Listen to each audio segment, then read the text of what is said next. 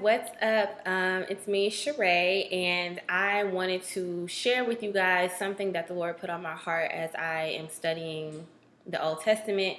And right now I'm actually in Numbers chapter 11. So I read that this morning. And it was just so many gems that God was speaking to me throughout this chapter. And I just felt led to share what he shared with me. If you don't already know, I am in the middle of a 40-day social media and TV fast.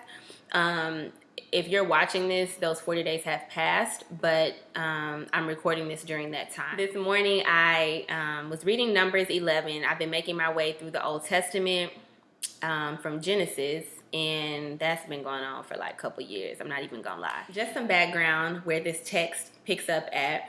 The Israelites have been delivered from Egypt, where they were being held captives as slaves, and God uses Moses to free them from Egypt. So God has promised them the promised land, which is in Canaan. That's where God promises that, they'll become a great nation, and that comes from the promise that he gave Abram back in Genesis. So here we are now. They've been in the wilderness over 2 years at this point. And so this is where this picks up at. So I'm just going to read the first 2 verses of Numbers 11 from the New Living Translation. And it reads, "Soon the people began to complain about their hardship, and the Lord heard everything they said. Then the Lord's anger blazed against them, and he sent a fire to rage among them, and he destroyed some of the people in the outskirts of the camp. Then the people screamed to Moses for help, and when he prayed to the Lord, the fire stopped." I can say so much about these 2 verses, but I'm going to stick to the script. So, I was surprised that the Israelites started complaining when they did. Yes, I know they've been in the wilderness for 2 years, but they have been making so much progress, and their needs have been met this entire time. They hadn't lacked or wanted for anything, right? And plus, they're still in a better physical and mentally better place than they were in Egypt. God has created rules for them. He's established a routine among them, and they've been able to get closer to God during this time. So that way, when they do get to the promised land, they're actually prepared. They know what to sacrifice for certain sins. They know the rules towards worship and what God expects of them. So when they get there, they're not trying to figure all this stuff out, right? Now, having said all this, I do understand that I'm reading a story that I already know the ending to. The Israelites did not know what was going to happen, right? Now, technically, they knew they were going to get to the promised land because God told them that's what he had for them, and God's word is bond. Like, if he says it's going to happen, it's going to happen, right? But because they couldn't comprehend how they would get there from their current situation, or even when, because God never gave them a date, because of that, they began to doubt. And that's what led to this complaining about their hardship. They were so focused on not being where God told them they would be that they weren't able to be content with where they currently were in the midst of, or in the middle of this transitionary period. So, I had to ask myself when I was reading this, how many times has that been my story, and still is my story in this season that I'm in? And, I asked that to you as well. How many times have you found yourself complaining about your hardship or complaining about the season you're in, simply because you're so focused on where you're not? And I know it's difficult when God has promised you something or given you a vision about something, but what we have to understand is we have to be prepared for that vision. Yes, God brought them into the promised land. Yes, that's where he told them he was going to eventually lead them to. But they had some things that they needed to work on.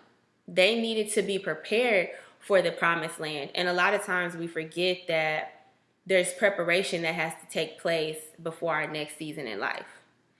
Yes, I'm an entrepreneur and I'm growing a business and I have so many goals, like, and even like huge, visions that God has given me. But I have to remind myself constantly, like, you're not yet ready for that end goal or for that vision to come into fruition. Like, if that were to happen today, you wouldn't be successful because of X, Y, and Z, right? And so here, the Israelites, they had some things to work on, but they didn't see that. And so they found that here they are complaining about their hardship. And I wanna come back to that, but let me keep going. So what I've realized right now in my transition period to my until my next season in life or my next elevation in life is God is and has been establishing a new mindset within me. Because the old mindset that Sheree had can't go with me to my next level. Like, I know that I would fail. Like, that mindset of I'm not good enough or that mindset of fear, I can't take that with me where I'm going because I will not be able to stay in that place. I won't be successful, right? So God has to work on that with me during this process, and that's what he's doing. Okay? So, and he's also establishing certain routines. He's developing my character. Being in this season right now, especially this season of fasting with no social media, no TV during the week, I'm starting to get a routine and my time with God has increased tremendously. But I understand that God has to establish that routine within my day to day, and my time with Him has to become something that is not compromisable, right? Like, it has to become so much a part of me that I don't even think about it. I don't think about my cup of coffees in the morning. Like, have a cup of coffee every single morning before I get my day started. Like, I make time for that regardless. And what I'm understanding is God has to get my time with Him and that priority to be just as important as my priority is with my cup of coffee in the morning.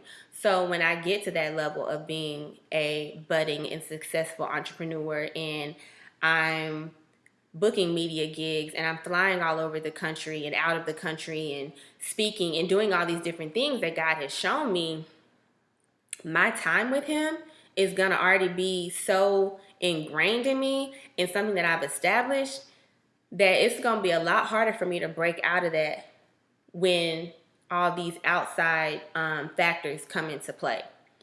And that's something that God has pointed out to me during this time of fasting with Him. So back to our text, and before we go back to the text, actually, think about what He's trying to change in you or develop in you. What mindset is He trying to establish in you right now where you are that needs to happen before you get to your promised land, whatever that might be. Think about that. And when you think about that, it makes your current season more bearable because now you understand, okay, this is why I'm here. Once you're able to write down and identify what it is that God is trying to develop in you, or what you think you need to know before you get to where you're trying to go, your current season becomes a different experience for you. Now it's like, bet, I'm on the same page with God. I struggled early on with self-confidence as a businesswoman. And I've learned, even outside of this fast, like, okay, well, you can't be struggling with that when you get to this next level. Like, baby girl, we got to have that already, like, taken care of. okay, cool. Lord, I know I need self-confidence as a businesswoman on this next level. So show me how you're developing that in me right now. So ask yourself, think about where it is you've been praying or working towards. Think about the character you need to have on that next level. Think about the mindset you need to have, the certain disciplines you need to have on that level. And then ask yourself, do you have those things now? And if you don't, there's part of your answer as to why you are where you are right now. God is trying to develop those things in you. Just as he was trying to develop a different mindset in the Israelites before they got to the promised land. So in Egypt, they were enslaved, right?